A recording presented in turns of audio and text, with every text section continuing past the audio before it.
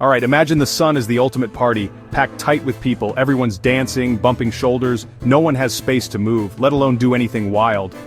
Now, in this wild party there are two guests, protons. Both have the same electric charge, so like two people in giant inflatable sumo suits, they keep bouncing off each other, never getting close.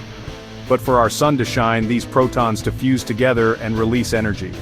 Problem is, physics says the protons can't just push through that crowd. It's like trying to run straight through a brick wall. But here's where things get weird. Quantum weird. Quantum tunneling is like discovering a secret teleportation tunnel under that wall. Instead of smashing through, a proton just pops out on the other side, as if by magic.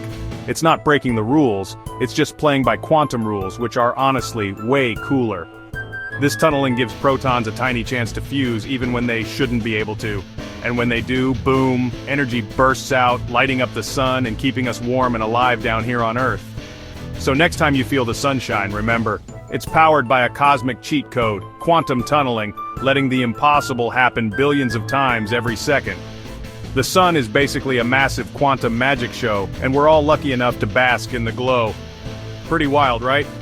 Hit that like button if you want more mind-blowing science, and I'll catch you next time.